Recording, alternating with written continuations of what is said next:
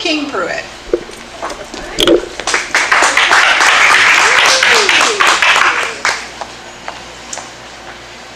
Long ago, Carland in the north of England was all bogs, marshlands with pools of dark, swampy water.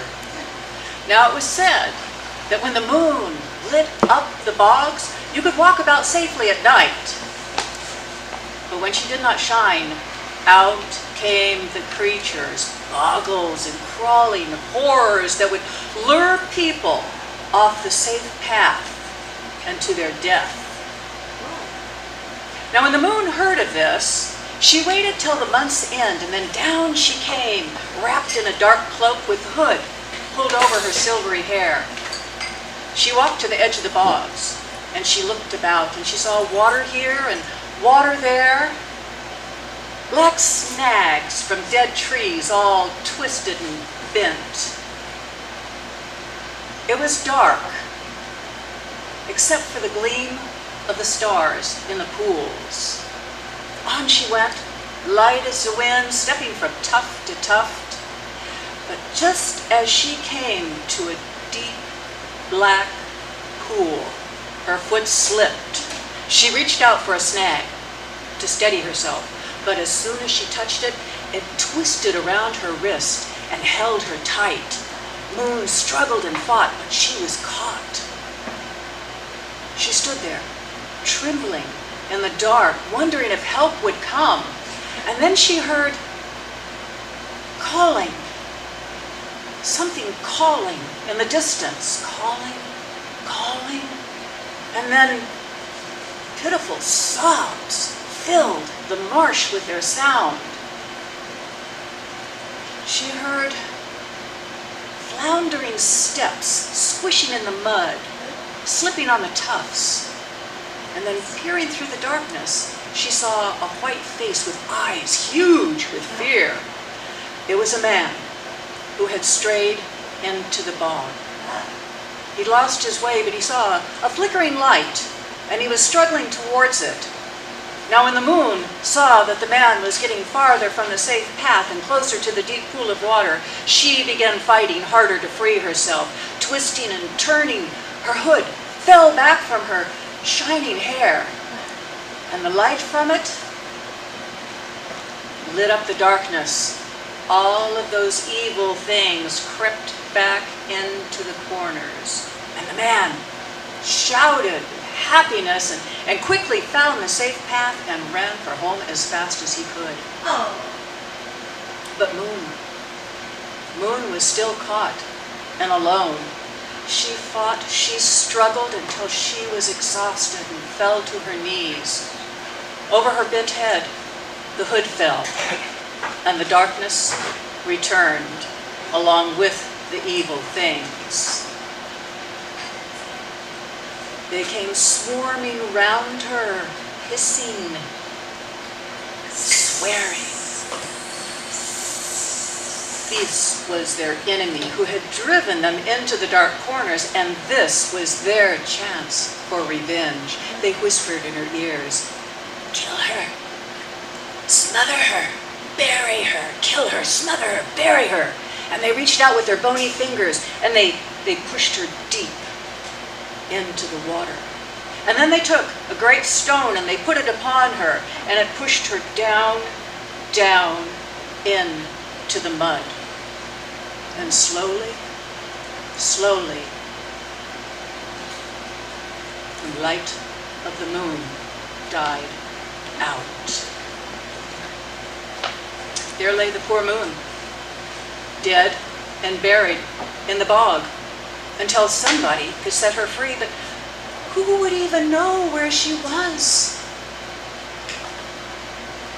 Days passed, and the time came for the coming of the new moon. But days and days passed.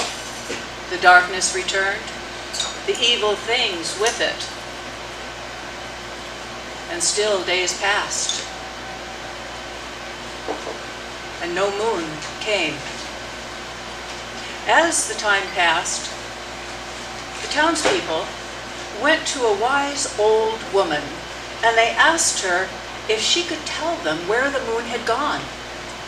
She looked in her brew pot. She looked in the mirror. She looked in the book. I don't rightly know where the moon has gone, but if you should hear, come and tell me. And so they went their ways. Days passed, and the moon never came. And as the days went on, they talked. They talked and they talked. And one day some men were in an inn and they were talking. And there was another man sitting listening. And all of a sudden he sat up straight. He slapped his knees and said, I had clean forgot, but I reckon I know where the moon is. And he told them about being lost in the bog and almost frightened to death when suddenly there was a shining light. And he was able to find the path and make it home safely. Well, they all went back to that wise woman and they told her about it. She listened and she looked in that pot again. And she looked long in the book. And she nodded and said, it's dark, still dark, and I can't rightly see. But do as I tell you. Now all of you, together, you must leave as it's becoming dark. Each one of you put a stone in your mouth and carry a hazel twig. And don't speak a word until you're home safely. Now you must go into the marsh. And you must find a coffin, a cross, and a candle. And when you do, your moon will not be far off. And so, the men gathered before darkness. Each one had a stone in his mouth and carried a hazel twig. They struggled along the paths, deeper and deeper into the marsh. They couldn't see anything, but they could hear whisperings, sighings, and flutterings in their ears, and they could feel cold, wet fingers touching them. They went looking. And just as they came to that pool by the great snag, they saw that great stone, half in and half out of the water, looking for all the world like a big, strange coffin. And that black snag at the head of it, stretching its two arms out like a gruesome dark cross, and on it was a tiny flickering light, like a dying candle. They all knelt down in the mud, not saying a word, for they knew the evil things were about and would hear them. But they did exactly as the old woman had told them. They each took hold of that stone, and all of them heaving together, up it went. And for one small moment, they saw a strange but beautiful face looking up at them out of that dark water. But the brightness came so quickly, and it was so bright that they had to shut their eyes to it.